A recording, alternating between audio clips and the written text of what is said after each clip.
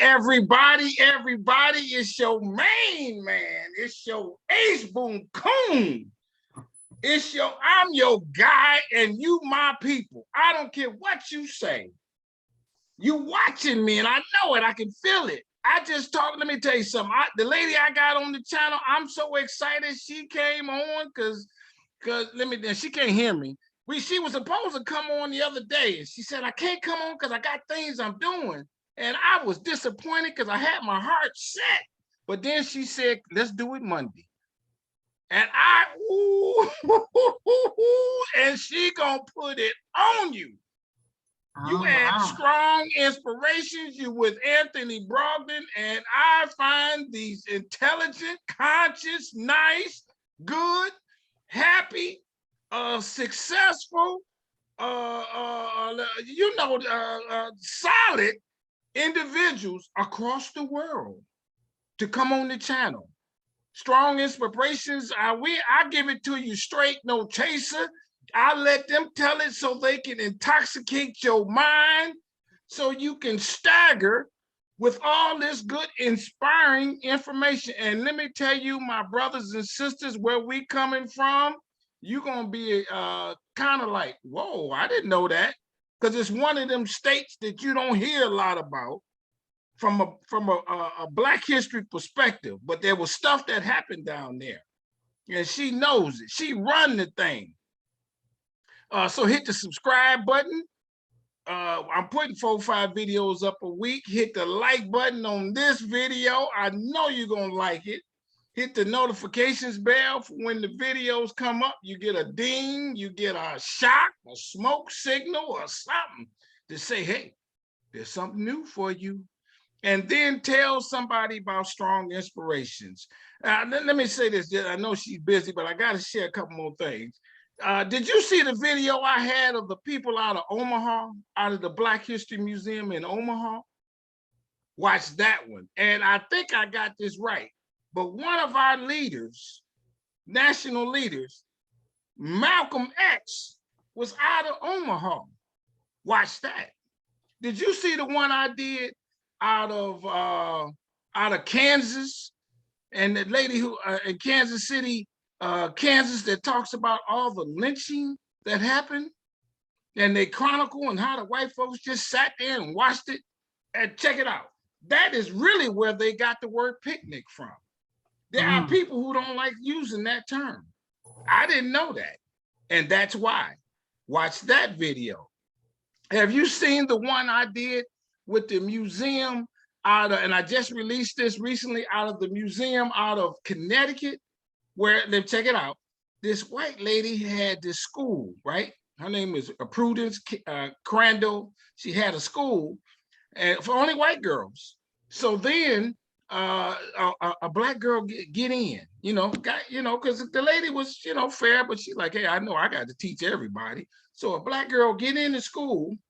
The white people hear about it, say, oh man, we're gonna mess you up. We're gonna pull our students out of the school and all this and all that. She said, all right, because you threatening me, I'm knocking all y'all out. So she kicked out all the white girls and then went only Black.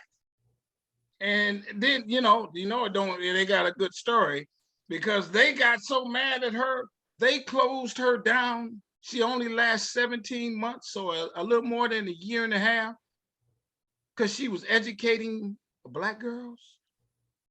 Watch that video. Oh, we jamming here at Strong Inspirations. So check it out. You hear me use this term strong a lot. Strong is my favorite word.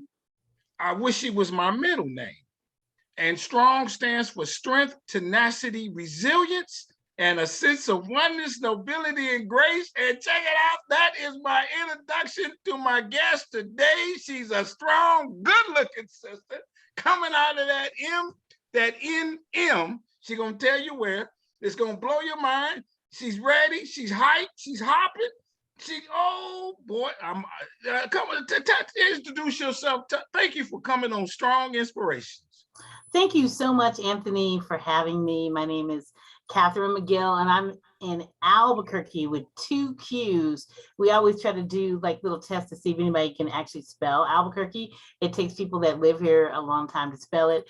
We also want to let everybody know that there are Blacks in Albuquerque, that we are New Mexico is a part of the United States, and you know we've always been here and doing what we need to do to thrive. I love it. Okay, well, I gotta ask you, and you know, hopefully, I don't mean no disregard. I gotta ask a couple questions about you, so my guests know who you are. Sure. Were you born in Albuquerque? No, I was born in Oklahoma City, Okay. Oklahoma. I grew up in Muskogee, Oklahoma. Okay. And I, by way of Los Angeles and Chicago, I wound up here in Albuquerque a long time ago, probably. Let's see, I've been in New Mexico since 1984. I love it. You guys can do that math. So now, in Oklahoma City, did you grow up in the Black side of town? I did not. Really? I was born there in the teaching hospital. We went immediately to Muskogee, and which is how far? It's about 150 miles northeast of Oklahoma. So it's green country, Muskogee, and Muskogee also has a very rich history of music and the Black people there. My family, the Brackeens, were very, very involved in the community, and my uncles and my mom were all educators and did a lot of stuff in Oklahoma. So I have really strong Oklahoma roots. I can't say that I'm always proud of Oklahoma these days, but I definitely am from there, and I love having been from Oklahoma. But I've been, you know, in New Mexico, and Albuquerque has really been my home. I love since it. 1984, and I feel like, you know, this is my divine assignment to be here to. I love it. Do the work that I've been given. So now, okay, let's stay on that just a little bit more. Now, I know Oklahoma City and the state of Oklahoma was a lot of Black towns. Is your town one of those Black towns that they talk about from back in the day? No, Muskogee was not one of the Black towns, but there were some that were very, very close to Muskogee, where, you know, we had Black sheriffs and, you know, things like that. And we do also have a couple of those like settlements. There was Boley in Oklahoma, which is pretty close to Muskogee. And my mom and my father both went to school at Langston, and Summit's pretty close by, and, you know, Taft, and there were a bunch of Black towns in Oklahoma. So growing up where you grew up, if you wanted to hang out, did you go to the Black town, or were there enough Black people in your area for you to kind of get your soul foods and whatever?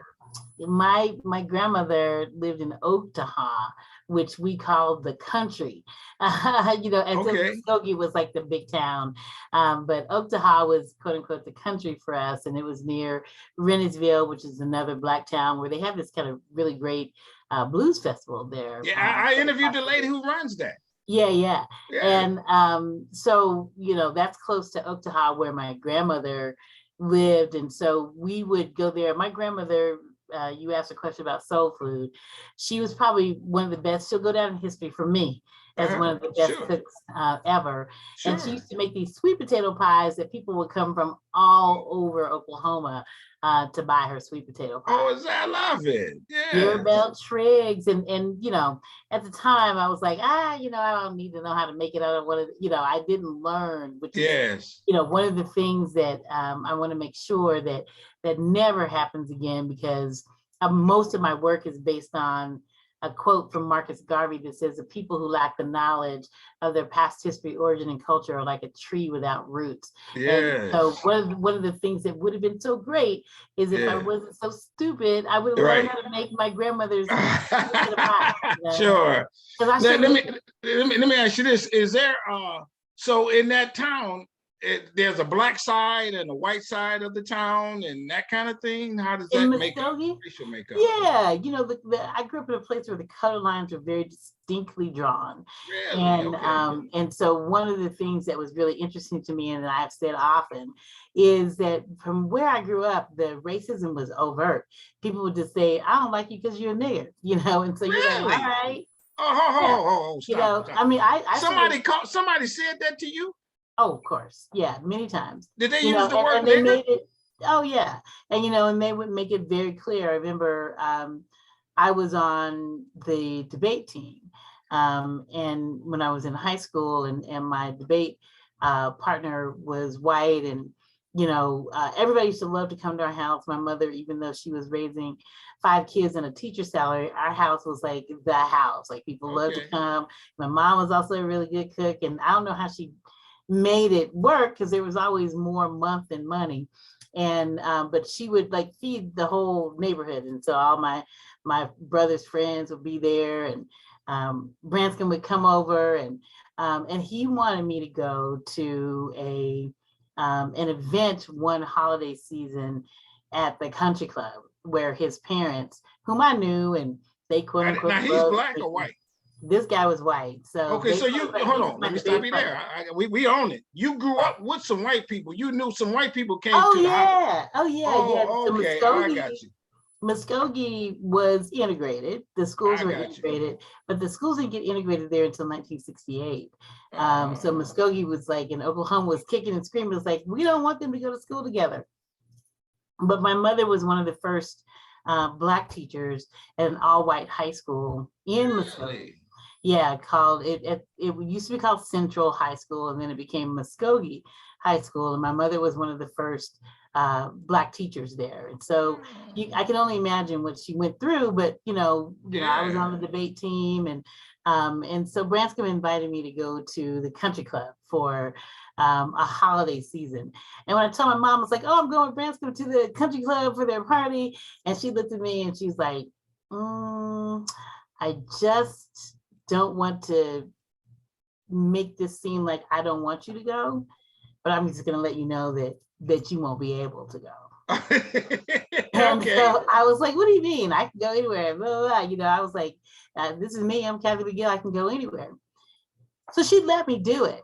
And Branscombe, when we went, and he, I guess, didn't really tell his parents that he was bringing me, and they told him when we got there that I wouldn't be able to stay. So when I say that the color lines are very distinctly drawn, they really were. There were certain places that you're not invited, just don't even try to go there. My mother wanted me to get that firsthand experience. And I have to say that I really kind of appreciate it, because certainly covert racism and liberal racism, which I think is one of the most dangerous things that happens, is much more difficult to pinpoint. Yes. And correct. Let me ask you this. When they said, "I don't like you because you a nigga," what would you say to that? How did that make you feel bad? What did that do to you? I mean, I think that it was something that we understood, that sticks and stones may break my bones, but names will never hurt me. Okay, I love it. And so, my mother, I think most of my friends and people in our neighborhood, they always thought we were rich, because my mom was a teacher, and she was able to be sort of in places that they were not able to. I got you. To go. And so, we were rich, not in money. Like, I my got mother you. probably she maybe made $3 more than she could make in order to be on public assistance. Teaching pay in Oklahoma was like, really circling the drain. And, again, in Oklahoma, we would always say, thank God for Mississippi, because, if it wasn't for Mississippi, we would have been dead last at everything all the time. But, hey, for teachers' pay, it was really, really bad. My mom had a master's degree, brilliant person, but she didn't make much money in her life. But she taught us that wealth is from here, your heart, and not necessarily from your pocketbook. Sure. Now, I wish that I had learned that it's all the things at that time. It's like money is not evil. In fact, the Bible says it's the love of money is Yes. the root of all evil. Right. Let me ask you this, and we're gonna just a couple more because you got me going. I love where you're coming from. Did you when as a result of that, what was the name of the black side of town and the white side of town in Muskogee? There was like the East End, okay, edition, and the Honor Heights was the place where the Azalea Festival happened, and so that was a really white area. And then there was the Country Club area, which was a really white area. So there were those kind of delineations. Yeah. What was the street that the black businesses were on? 3rd Street. And okay. I wrote a story about Max hamburgers. That was one of the places my mother cooked, every day, 3 meals a day for us. But Saturday was the only day that she did not cook. And so Saturday we would either get to go to Sonic or she would take us to Max. And Max had they had their grill that was seasoned just perfect. And I don't think I'll ever get a hamburger that's just the right greasy. Yeah. It has just the right, the onions just right. Yes. The bun toasted just perfectly. Yes. I mean, it was just like this whole amalgam of grease and onions and and grape knee-high soda. But that was, the place where people would go and on one side, and then on the other side would be the place my uncles would be over there playing dominoes and and drinking beer or whatever. I got you. I got you. So we weren't allowed to go on that side, but that was sort of a gathering place, and 3rd Street was kind of the place where Black-owned businesses would be, and Mr. Bradley's grocery store.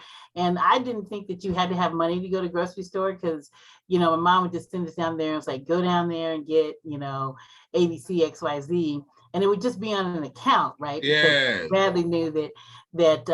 Is Bradley black or white? He was black. Oh, okay. Black-owned grocery store too. Yes, cool. He had a grocery store that we could go to and get stuff. Yeah. And I, really seriously, I just thought you just go to the grocery store and tell Mr. Bradley that you want stuff and you just got it. But it was one of those things where my mom had an account, and so she would pay when she had money. Let me ask you this: was there in that town? Is there a black guy, lady who was the revolutionary, the activist that kind of kept the white people on base, saying we not take, you know what I mean? I would say that we call her the Queen Bee. Her name was Avalon. Oh, really? And she was a counselor, and an administrator at the all-black high school, manual training high school. And she moved over when it became the schools became segregated to the integrated school, Muskogee High. And so she was like a counselor. She was somebody who had a lot of power, and people, they called her the Queen Bee, Okay. So she had all the power of a Queen Bee. Mm-hmm. Is there stories of lynching and riot, that kind of thing in that area? So I would say that we were really protected from those kind of things. And, obviously there were the Tulsa riots, much earlier. Yeah. I'm not that old, but but we never really, those things were never really discussed. We were kind of protected and shielded from those kind of things. But there were very definitely fights at schools. And I remember them banning the cake servers. Those cake servers that were like the Afro picks. I had a ginormous afro. Yeah. And so everybody had the cake servers to pick out your afro. Yeah. And so at our school, they banned those because they said they were a weapon. Because I think there were some kids that were using them in fights and things like that. Oh, my God. So there were lots of fights. There's lots of disparate treatment of Black students versus the white students. But we had these great mentors and heroes and sheroes in our communities. I love it. That looked out for us. Mm-hmm. So where did you come to like Black history, and you know, to have the activism that you have? Where does that come from? I would say that it came from my family, you know, my Yeah. mother, who really helped us to understand the power of the spoken and the written word. And she was an English teacher, and she encouraged us to read, and which opened up all these new possibilities and new worlds about our ancestry, things that we weren't learning in the books in schools, and that's still true.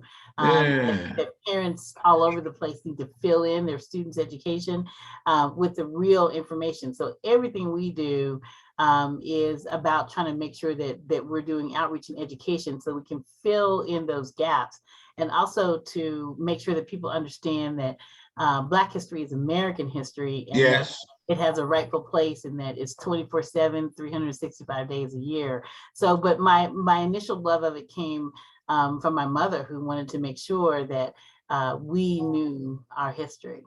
And the fact that, it's really important.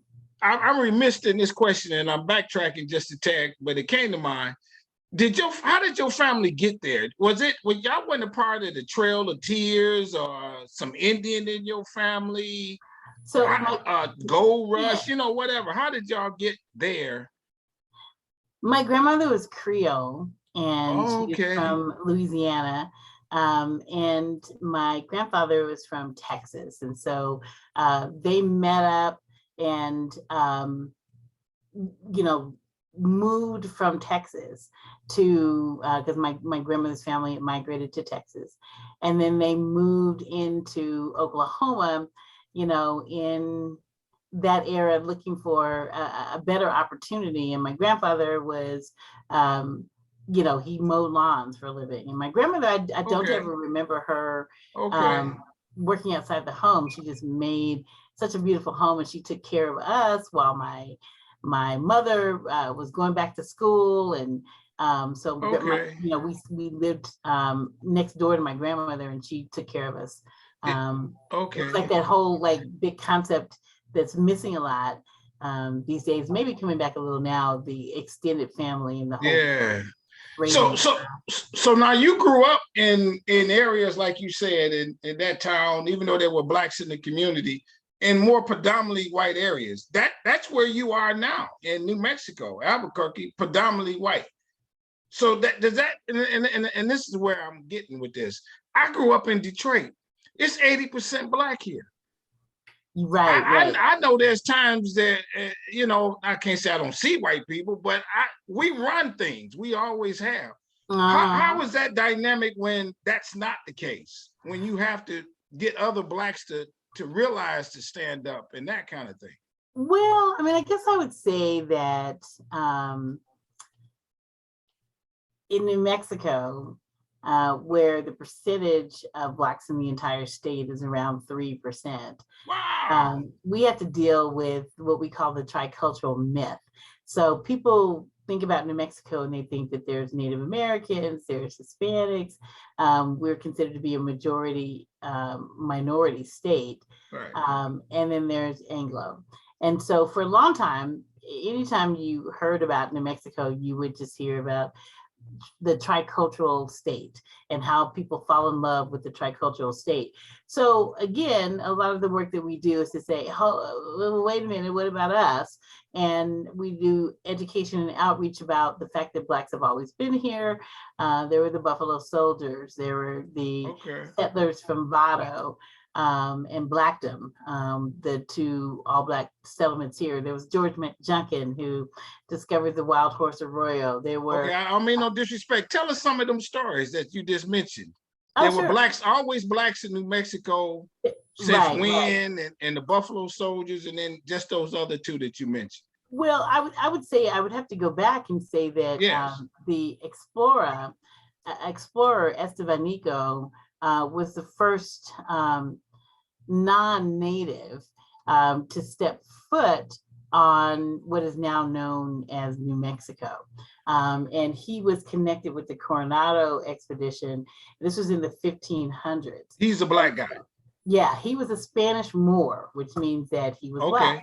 And So he was an enslaved African, and he was praised for his ability to really make connections with indigenous peoples in New Mexico. And he walked what I've heard as we look at the map of where he came when he got to the Americas. He walked the equivalent of like 5,000 miles.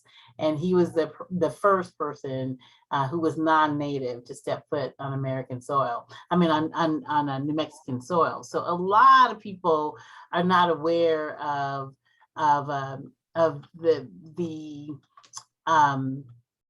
ethnicity, the race of Esteban Nico. And so we remind people that there were the Buffalo Soldiers, and then there were the members of the 10th Cavalry Regiment of the United States Army that was formed in the 1800s.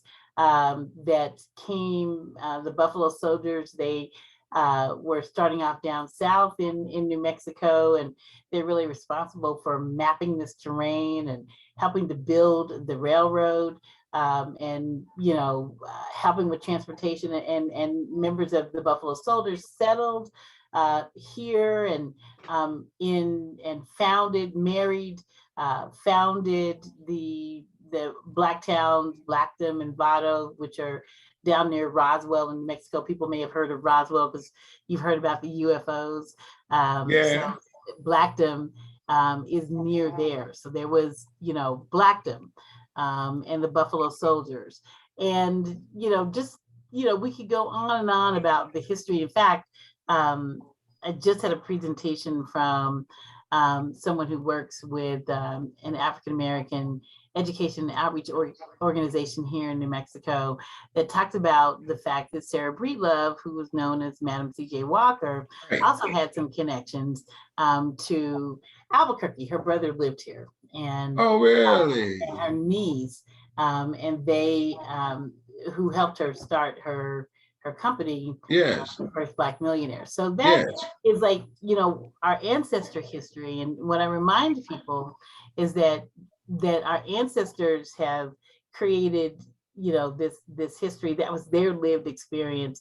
Our lived experience also is history. So the things that I've been doing in New Mexico for the past 30 years contribute to my lived experience and to history. And when I combine those two things, it's really powerful to help me remember who I am and whose I am. Now, New Mexico initially was in Mexico, and then America bought it or something. Is that the case? Yeah, it was sort of acquired, it was a territory and then became a state. Yeah. When we talk about the Buffalo Soldiers, I guess I'm trying to understand the dynamic. On one hand, they treated the Black men real bad. Then on the other hand, they said, okay, we'll give you a job in the Army. And then what we want you to do is we want you to go shoot the Indians to take the land from the Indians. There's something to that dynamic, isn't there?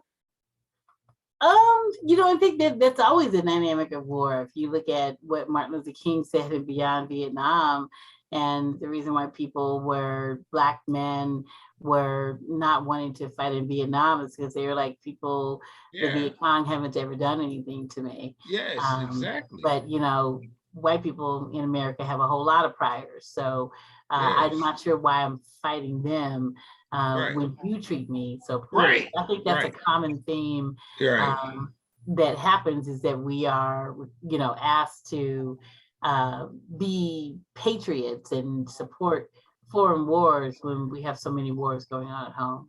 Now, there was not slavery in New Mexico per se, though, right? There was, it was called peonage labor, which is, one of the forms of slavery. And if you talk about slavery by another name, peonage labor, people not being paid for their service or having to sort of buy their freedoms through how they were working, was a part of it is a kind of slavery. Yes. Yeah, oh, for sure. Are there plantations there? As no, we know? No. Okay. No, there's not any plantations that I'm aware of. Yeah. But you know, they're very definitely, again, as opposed to, I would say, slavery, there's something that maybe even more insidious called invisibility. So the fact that you just don't exist and that policies are not created to support you, or that our children who are in crisis are not being, their needs are not being met. So invisibility may even be worse than slavery. Is there somebody who's a noted activist in the state or in Oh, sure. that people talk about and say, hey, this lady, this guy did some things to push the needle? Yeah, there was a woman who, several, Charlotte Mock, who was the first woman who was the director of the New Mexico Commission on the Status of Women. I used to love to go and talk to Miss Mock, because she would give me so much of the history of this place, and her work was to make sure that people understood that we were here, and that we needed to be addressed, and that our kids needed to have programs, on and on. Alice Hoppus, who was a very prominent member of the NAACP, was another person who is, was considered to be a pioneer in the state, in my memory. And there's so many others, the people who founded churches and organizations that were here to benefit our Black and African American population. We don't have a lot of this here in Detroit in terms of a Mexican population. Do the powers that be group Black with Mexican, or is that two different dynamics? Oh, so, there definitely is an Afro-Latina, Latinx population here. And that's also something for members who have Mexican origin, but mixed with their African roots and understanding. And so we work, one of the members of our board is doing some cutting edge work on the intersections of the Black diaspora and how it has connected with our Mexican brothers and sisters, and they are considered to be Black. So there is a lot of research that's being done on it. There's obviously a lot of pushback from some people saying, a lot of people don't want to be considered to be Black, but it is what it is. It is what it is. Because if I got this correctly, and I know you can make sure I'm saying it, there was slavery in Mexico. Black people fled to Mexico and developed towns in Mexico. But then there's and so there are Buffalo Soldiers and what have you. So there's Black communities in Mexico. Yes, there are. Veracruz and some other places like that would be considered places where there are a lot of Afro-Latinas and Latinx. How far is that from Albuquerque or the state? Is it just across the river? Oh, no, very long way away. Oh, really? So what we have just like at our border towns is Juarez, places like that on the border. When do you all celebrate Emancipation Day? Are you talking about Juneteenth? Is that what you all call it? I mean, not what you call it. Is that what you celebrated? And the reason why I say this is because for example, I got a guy on the channel out of the Tennessee and Kentucky. They celebrate August 8th. Oh, I got a person out of Mexico. They're in Tyler, Mexico. I'm sure I got this correct. They celebrate May 20th. Okay. And so different parts have some other day other than Juneteenth that particular community. So Juneteenth is when you all say slavery so and so ended in that area, whatever form it was. Well, so I would say that we do have Juneteenth celebrations, and yes. Joe Padrell, who owns one of he owns a barbecue Okay. place. That was one of the first and oldest businesses, Black businesses in Albuquerque, started by his father, Pete, and mother, Catherine Padrell. Started Juneteenth here because he came from Texas, and he started Juneteenth here back in the 80s, having an annual celebration for Juneteenth. And, we saw that it's become a national holiday. And someone even said that someone's selling Juneteenth ice cream in Walmart, which may be going a little too far. Yeah. But yes, we do celebrate Juneteenth. But what I have been trying to do is, although I recognize that it's so important to have set asides, and so we do still have lots of events and activities in February in Black History Month.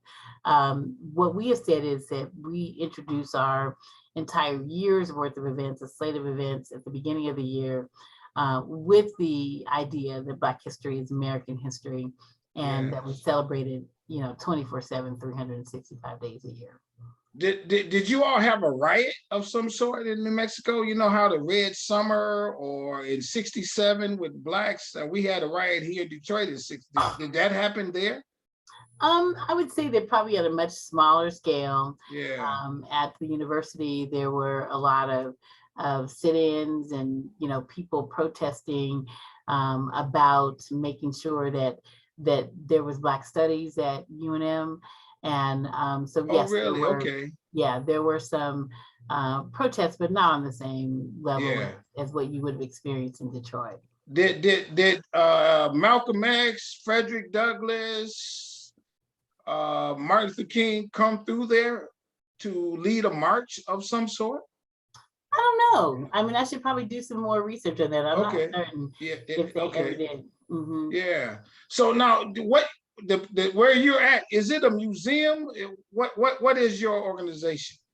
So my organization is called the Mexico Black Leadership Council, and we are a community benefit organization working in 5 areas of impact, which is positive youth development, cultural vibrancy, health, which is mental, behavioral health, physical health, and financial, civic engagement, and workforce and leadership development. So in those 5 areas, we have initiatives in each of the areas. And we started with cultural vibrancy with the work of Carter G. Woodson, understanding that what Carter G. Woodson, who's considered to be the father of Black history, was trying to do was say that we needed to inspire ourselves to greater achievement. We needed to be able to see ourselves as successful and celebrate that success, and then inspire each other to greater achievement. So when I started the organization, it was with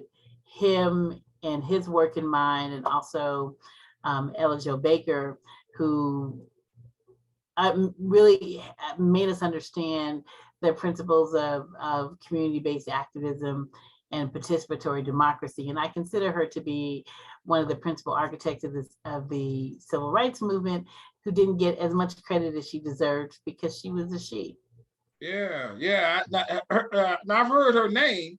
Where was she based out of? And tell us a little of her story, as you may. So Ella Jo Baker, and I think it's really like one of those things where we wish that more people knew about Ella Jo Baker. She worked with Bayard Rustin. She was in New York. She started SNCC. And this is when? this was in the 60s. Okay. Yeah.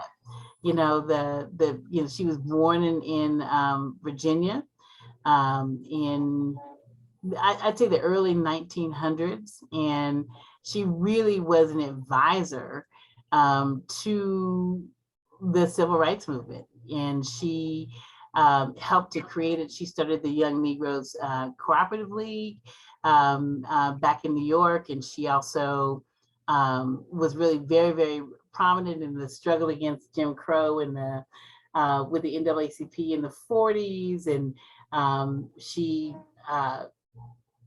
worked on the bus boycott, is what I want to say. She was really, very much interested in what was happening with the bus boycott in the 50s. Like, I'm trying to remember my dates. I think it was like around like mid 50s, probably Okay. around 1955. Okay. And then she, co-founded some organizations, and she lived in Atlanta, and she moved all over the South, like working with SELC, and she really wanted the young people to lead the way. And so she was um, created the Student Nonviolent Coordinating Committee, or SNCC.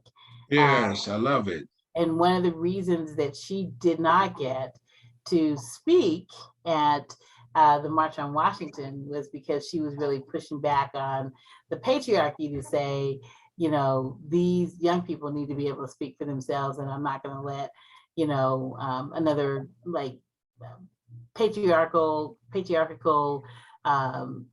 organization of older people control what young people do. And so she was towing the line on that. And as a result, she was not allowed to speak at the March on Washington. Oh man! So now, let me know who she was. Yeah, we're gonna. I'm gonna try to delve into her background on one of the videos. So, can you wear a dashiki in New Mexico? Absolutely. Everybody wears dashikis. Like it's dashikis have become a fashion trend. You know what I mean, though. I mean, can a person come in there with the Black Power signs? And is there a place? Do y'all gather and I know you do for Black History Month, but like at a coffee shop and talk about affairs? Sure. There's a lot of that conversation going on just all over the United States. And, yes. And we definitely are having those conversations in New Mexico. Is there a particular holiday that you all recognize? I'm not talking about emancipation, but like the first guy that you mentioned who helped found the Black guy, the first to get, did you all do something in his honor? I would say that we don't do enough of that. Probably recognizing our own heroes and having days for them. We don't really do that as much. Are there historical markers for anybody Black in the town? There is. I mean, there are certainly buildings that are named after really prominent people. There was. Oh, really? Carnes Salisbury, who worked a lot on housing. There's a building named after her. And her that we cherish. She was a really wonderful person who worked on redlining and housing discrimination. I love it.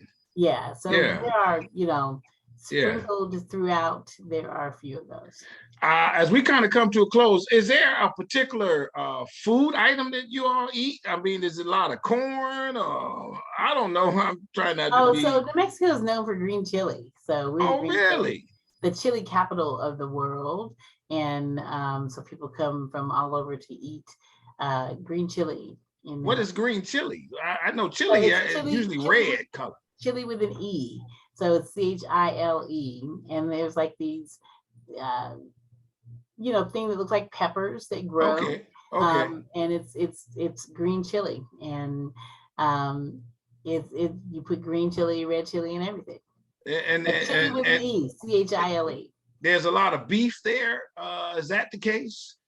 I would say that probably the same amount there is everywhere Anywhere else. It's not like a beef capital or rib capital or anything, but it is the chili capital. It is green chili. Yeah. What is just chili, I should say. So I prefer green chili. But really? Okay. Well, no, it's actually red chili, but chili just CHILE. You come to New Mexico, you have to go to a new Mexican restaurant and have chili. Okay. Now the organization, if I may ask, did your parents get a chance to see how great you've become doing what you do? Because you're an icon. I know everybody down there know you. They gotta know you because you're on the cutting edge in a small town doing big things. I know I'm taking liberties, but that's the case. Thank you. I would say that my mother was always my biggest fan and my strongest advocate.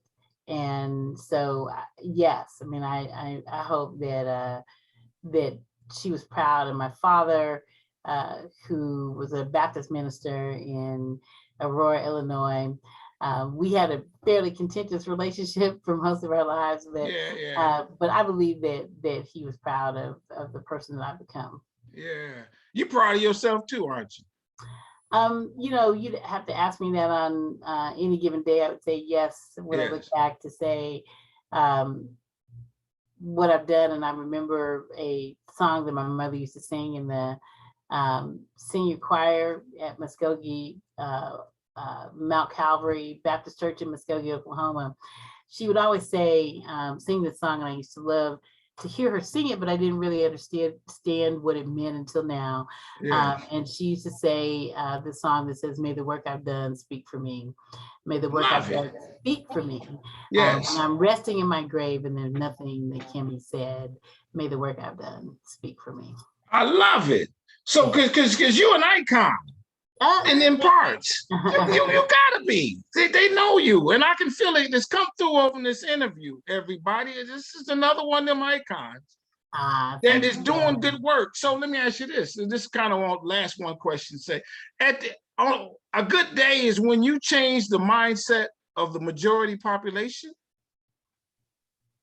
What I often say is that we navigate, and navigate is an acronym for non-attributable victories in gaining access to equity. And so the work that we do, when we do it well, may look like we didn't have anything to do with it, that it appeared as if by magic. And that's okay, because that's the work that we're doing to make appropriate shifts in people's accepting personal responsibility for being the change that we seek. And when we're able to do that and do it well, it has tangible effects, and people may or may not know that we help to achieve. I'm gonna go just a little bit longer. Have you done something that the city government has had to rethink what they were doing? Or something of that note. You follow what I'm asking you? Yes, we have.